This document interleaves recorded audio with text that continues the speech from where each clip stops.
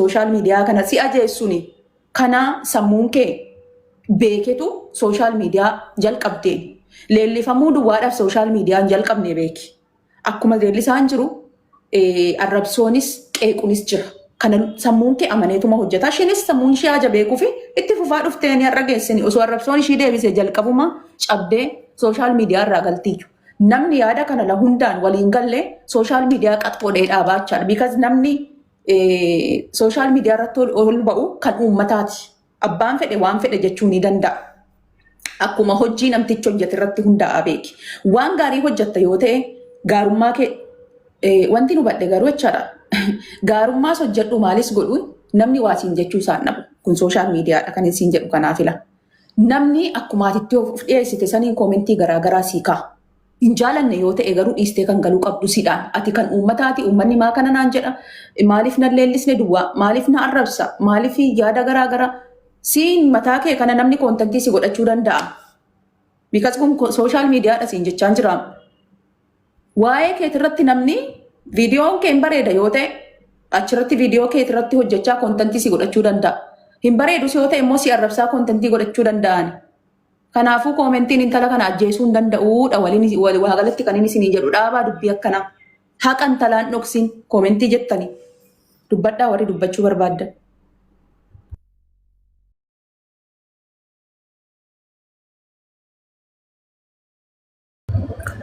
Sooree lubbuu duraan dursa nagaa siifaa ta'u akka wanti jirta warri koomentii boo'ichaa barreessitan immoo waarningii itti kennaa akkaawuntiin shaanguliitii boo'ichaa fayyadamina koppiliin irree gochaa hin jirtanii shaanguliitii boo'ichaa fayyadamina piliis warri shaanguliitii boo'ichaa keessuma keessanitti bu'aa fi koomentii irra asirratti boonyee shaanguliitii boo'ichaa erginee dhafama waan tokko faayidaa hin boonu micoo sun galtee nu laaltu jechuudha warri gadduu fi barbaadan keessuma keessanitti gaddaa yaada qabdan immoo barreessaa. Malee waarningii itti kenna jechuudha sooretti. Shaanguliitii boo'uun jaalatu tiiktookiini. Ani kanarratti wanti na dubbadhu dhugaa amanuus hin dandeenye gaafa suura micoo sanii argu dhugaa waaqaan hin beekan. Fira kootiifis ammas gaddee hin beeku. Garuu seenaa ishiin dura irratti hin dhufte gaafa viidiyoo jala galee ilaalu baqa seenaa kootiifi seenaa ishii tokko wal fakkaata natti fakkaata. Akkamitti akka ishiin darbitee dhufte arrabsamaa caamma namaa jala teessee xaragdee jechuudha. Anirree seenaa akkasiin qabaa ture jechuudha. Namni gaafa miidiyaa kanatti bahee tokko kolfu dassitanyaaluma namatti fakkaata namattiin jechuudha. Harri hojii ishee akka ishii kana hojjedhee jechuudha. Nama waan meeqan darbatame birciqoo mataa kootarratti darbatame sadarkaa guddadhee asirra ga'eedha jechuudha. Gaafa namni na tuqurree seenaa boonee saniitiin baqa ishiin obbo fuulduratti haamlee godhadhee deemaa ture jechuudha. Tarii warra sirraa na beektanis hin jirtu jechuudha. Anirree akka ishii kana guyyaan qaba malee jechuudha. Guyyaan koo ana toof du'aaf murteessee taa'ee ture jechuudha. Ana boonee miti boonee irraa garuu waan baay'ee tana nu badhee dhugaa waaqayyo gaafa narra ishiin immoo of ajjeeftee dhagahu haanumti tun abdiin kutadhee dhugaa waaqayyo kaleessa galgala jechuudha. Hoggaan suura ishii ijoollee shirnatti kun nanne waaqa. Kanaaf jechuun akkuma sooreen jalqaba dubbattee jechuudha. Yoo firas dhabdee abbaas obboleessas dhabdee fira bukkeedhaa dhabdee hiriyaa gaarii yoo qabaatte abbaa manaa gaarii yoo qabaatte ayizoo nama siin jedhu bukkeedhaa qabda taanaan wanti barbaade odoo galee ofirraa injifattee deemte jechuudha. Wanti barbaade sirratti odoo raawwatame jechuudha. Garuu akkuma sooreen jette kana an odeeffamaa jirus garuma abbaa manaa ishiitiin malee koomentii guyyaa takka bakka koo jiraattu itti malee guyyaa takka koomentii bakka fudhattee hin beektu micoon tun. Viidiyoo ishiin irra dhufus nan laalaa nan argas jechuudha. Garuu gizuma ishiin viidiyoo san kaleessa hojjettutti maal jedhu dhugaan godhu kaattuu amma kana daftee hin deemtu jedhu. Ani nama du'e keessaa maal argattu Oromoo gaafa ishiin duute fooloo gochuu gaafa namni tokko du'e badee tokko badde baga duuteedha na fakkaata. Foloorsi ishii meeqarra ture har'a meeqarra jira hariyanii jechuudha. Kanaaf yaa Oromoo an akka kootti nama tokko gaafa rakkina isaa argitan namni tokko gaafa gaddeetti dhiyaadhati yoo gargaaru battan yaadan jajjabeessuun hin jira. Yaada namaa jijjiirtee jechuudha akka namni sun cimee nama boru ta'u. Ammoo tikkii kana eenyu irratti argaa jira biiftuu bira deemaa atirree kan kee yoo muunfacheestan maal argatti Oromoo dhugaa rabbii namni hoo jiraate namni ofirra dhabee omaa waaqayyoon akka keessan miti garuu akka namaa san odoon ta'in bakka ishii san hin duutanii bakka ishii san hin nyaattanii baqa Amlee gaarii ta'a namaa gaafa koomentii barreessitan koomentii gaarii namaa barreessa. Eenyumtuu biyya lafaa irratti jechuudha. Namni biyya lafaa kanarra dhaabbatee hafu hin jiru guyyaa eegna malee jechuudha. Kanaaf dhugaashi waaqayyoon ammarreen dhugaashiin beeknu miti gara abbaa manaa ishiitiin isaa ta'u gara firoota ishiitiin isaa ta'u rakkina ishee waaqayyoo qofatu beeka nu beekuu hin dandeenye biran jirru garuu immoo akkuma jedhamu sana abbaa manaa ishiitti rakkin guyyaa takka dasita nyaata mataa ol qabatee viidiyoo ishee wajjin hojjetee hin beeku waaqaan viidiyoo ishii biratti argu rakkina akkatti gadi jedha akka onnoo itti jechuudha gadi gollodeeffame malee guyyaa tokko wajjin kolfee micoosa wajjin viidiyoo hojjetee hin beeku jechuudha.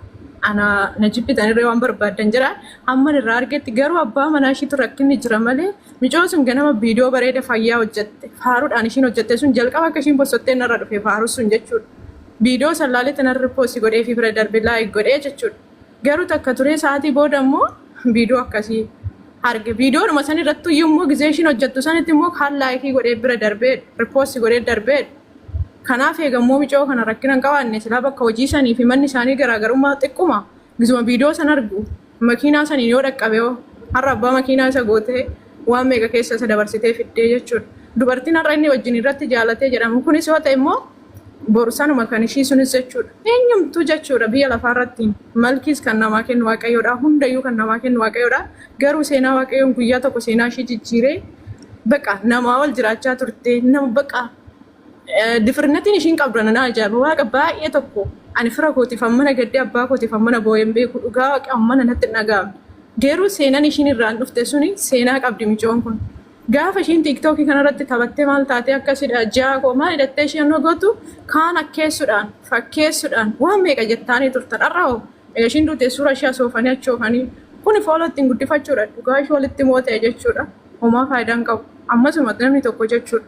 Biyya lafaa tanarraani ani egaa boone maariyaami habdii isin qabu biyya lafaarraa habdiin kutadhe dhugaa namarraa jechuudha siruma isaa ishii ilaaleetti nan jabaachaa deeme anirree waan meeqa kanan ofirratti yaadaa ture seenaan ani qabuu fi seenaan ishiin qabdu sun tokko ta'ee jechuudha nama akkasitti keessa darbitee dhuftee har'a garuu yaa guyyaa tokko gaafa si hundi tokko si gaffa'ee humna ol sitti ta'e maal sitaa jireenyaaf abdii si kutachiisa jechuudha kanaaf waaqayyo dhugaa ishee haa baasu. Warri koomentii barreessitan immoo koomentii bareeda barreessaa nama jalatti gaafa deemtan eenyumti keessanuu bakkuma saniif teessu waan ta'eef guyyaa qabna hundi keenya yoo achumaa fi nama tokko dhugaa rabbii amma micoon tun biiftuurra jirtu samoonii kana kaleessa fidheen gadda nan arga viidiyoo ishii jala biiftuudhaan arrabsaa biiftuun tun akkaataa itti dhufte hin beektu maal argattu ishiin duute of wajjeeste ishiin ankeeyoomii har'a kanan taatu atoo sibichaan lafa kanarratti hafe booneen of ajjeesterti atoo of ajjeestettu. Ani hin beeku waaqa garuu bismaa.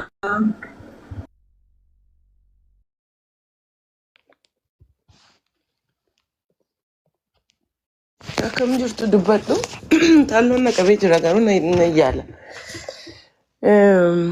Nagama? Nagama sai jala misraq. Yaa galatoom. An karaa lamaan inni ilaala. Social media impacting qabu yes impactii qaba. Social media warra muuxannoo qabuuf malee warra muuxannoo hin qabne ijoollee daa'ima teenagerii keessumaa uummata biyyaa ba'anii hin beekne social media kun maal akka ta'e kan hin beekne impact serious mental irratti hin qaba. Sana duwwaan moomenti kan boonidha. Maaf hin duutudha kan isaan irratti barreessaa jirani maa jiraattaadha. Irri caalaansaa yoo argitaniittu yoo ta'e jechuudha. Maa jiraattaa yoo man nufee si ajjeesaa itun nufee si ajjeese kuni rakkina mataasaa qaba namni gaafa akkasiin jedhu. Ijoolleen keenya ijoolleen Oromoodha waggaa 8 waggaa 9 baay'ee safuu keessaa cabsanii jiru jechuudha. Kar tokko nee impacting qabu maaliif ho'ettani akkas duulli social media irratti deemu anafaa biftuu gadaafaa masii dhaabaafaatu of ajjeesa ture jechuudha. Akka Oromoon mana banatee halkanii guyyaa si arrabsee waan ati hin qabne sirra kaa'ee jechuudha. Garuu kan keenya maaltu adda godhe nuti social media irratti gaafa arrabsamnu mana qabna mana keenyatti gaafa gallu gammachuu qabna jechuudha. Mana keenyatti gaafas deeminu maatii keenyaa wajjinis abbaa manaas haa ta'u boyfriendis haa ta'u haadha manaas haa ta'u maalis haa ta'u gammachuu qabna jechuudha. Boonii gaafa gurbaa kana wajjin wal barte nan yaadadha.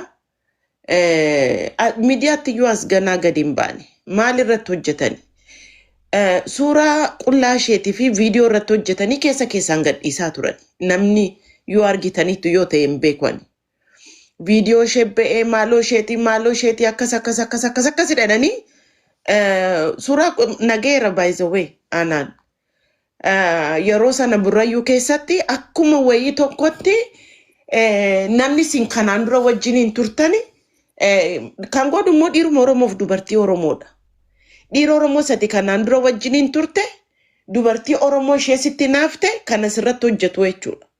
Annaa messengerii kana keessa olii gadi deemee baxaxamaa ture yoo xiqqaate torban tokko torban lama. Mucaan kun gadi baatee boosseetti yeroo sana. Amma mucaa kana wajjin immoo wal barte. Eddii wal bartee seenaa sandi keenya argaa jirra jechuudha. Interviin suni ituu mucaan kun nama jabduu akka keenya nama gorora liqimse nama xiqqoo ishee experience qabaate nama biyyaa ba'e ituu teeratee namoonni sheerti naannaanii jirani hin gorsituu ta'eeti gaafa interview sana goote mucaa sana achitti dhiistee deemutu isheerra ture. Waay jettee achumatti isa dhiistee deemutu irra ture. Garuu sun hin taane ittuma fufte. Itti fuftee immoo viidiyoon hojjetamaa jiru. Mucaan kun ishee yeroo hundumaa jaakoo buchaakoo maalidha jettee maqaa meeqa aqolaan maxxee waan inni hin jirre jira gootee lafa kanarraa ol kaastee samiitti kaastee kan dubbataa turte jechuudha. Ani takka even qilleensa isheen fudhattu isa gaafattee waan fudhattu fakkaata yoo calluma ittanii ilaaltanii jechuudha. Isheen jaalala ishee express gochaa jirti. Social media immoo kanarratti duula hamaadha kan intala kanarratti geggeessaa jiru jechuudha. Jabaatteetti namni keenya dhiirri keenya dubartii jabduun jaallatani. Dubartii of dandeessuun jaallatani. Dubartii murtoo ofii kennan hin jaallatani. Actually dhiirri Oromoo qofaatu hin ta'in dhiirrumti Itoophiyaa walii galaatte jechuudha. Dubartii murtoo kunin ta'u kun akkasidha kun akkas miti jettee murtoo fudhattu hin jaallatani jaallatamallee hin qabdu.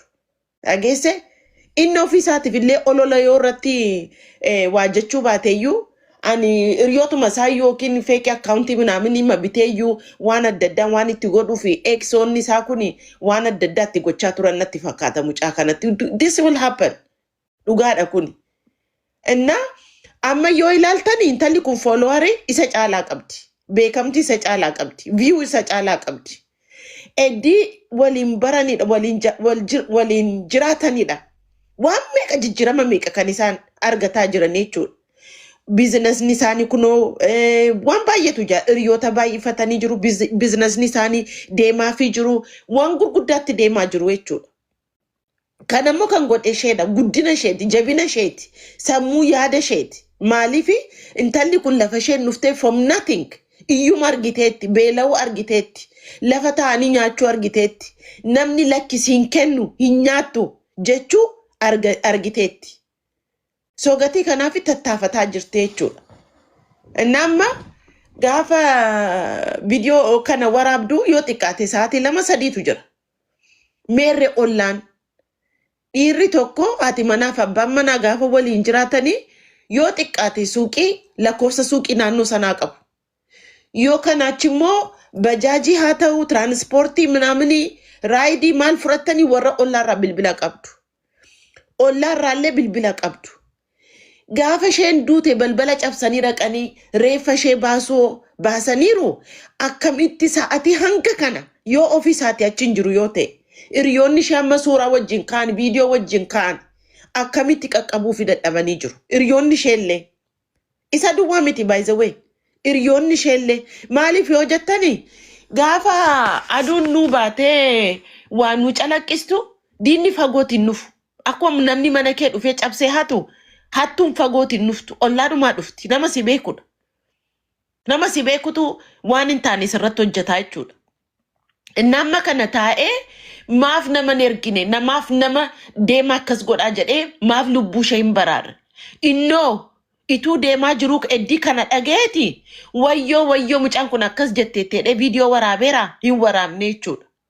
Kun hundumtuu kana ta'eetu jiru immoo mucaan kun waggaa amma kana rabsamaa jirti. Amma waggaa guutuu gaafa cidha isaaniitii kaasee gaafa interview isaaniitii kaasee gaafa isheen abbaa manaa koo jaakoo maaloo koo ittee gaafa gadi baate kaate social media kun ol fuudhee ka fuudhee lamaan isaanii arrabsaa ol. Indiyaa'u isa namni tuqu iyyuu hin jiru. namni sarrabsu iyyuu hin jiru baay'ee. Namni baay'ee isaanii isheen siin maltu jedhu malee namni isa akka ishee arrabsanii narrabsanii jechuudha. Mucaan kun haadha manaa kooti ani fuudheen jira isiniin hin gashu anaaf taateetti hanga isin tuqneetti hanga isiniin boordarii keessan hin geenye hanga maqaa keessan hin dhoofneetti dhaabbadhaa jedhee masmara tokko barreesseera viidiyoo waraabeera waa godheera hin goonee jechuudha. Kun mataan isaayyuu red flag isa guddaa warra riyoota jettanii amma boo'aa jirtan maatiif illee jechuudha. Maatiif illee. So baay'ee nama rakkisa baay'ee nama gaddisiisa. Amma immoo amma kaleessaa kaasee immoo faashinii wayii ta'ee jira. Ofin ajjeesa warri jechaa jirtanii jechuudha. Isuma dhugaa dubbachuudhaan namni of ajjeesu anaaf nama baay'ee selfish ta'edha. Ofittummaa nama qabudha. Gaafati ati ofii keetii boqottee jirta. Haadha kee, abbaa kee, hiriyoota kee. Mee amma boqonnaan tala kanaatti Oromoo meeqatu kun dararamaa jira amma. Hindi keenya iyyuu shock culture shock taanee jirra. Akka haadhaatti shock taanee jirra. Akka hiriyaatti shock taanee jirra. Akka dubartootaatti illee shock taanee jirra jechuudha. Waan nurra ga'ee jiru kuni. Waan nurra ga'ee jiru kuni akka saba akka Oromootti illee shock taanee jirra jechuudha. Gatii kanaaf adaraa keessan obboloota koo warra of ajjeesnaa kana goona of ajjeestee furmaanni hin jiru. Taayiti quraana qara yoo amantiin kee musliima yoo taate taayi matsaaf quddisii dubbisi. Rakkinni biyya lafaa kanarraa dubbisi. Rakkinni biyya lafaa kanarraa rakkina wajjin gaafa dhufu is always hiikni rakkina sana dudduuba isaatiin jira. Rakkinni gaafa dhufu hiika qaba dudduuba isaatiin.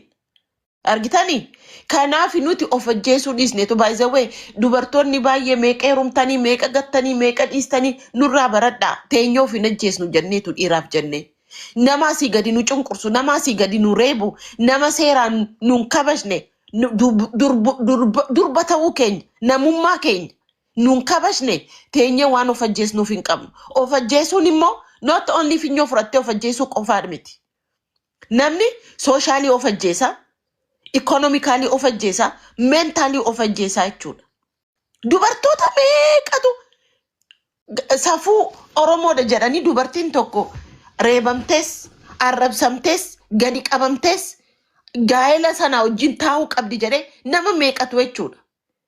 Inni irraanfatiin ammoo namni abuser, namnootni akkasii mentally abuse nama godhani, they always right.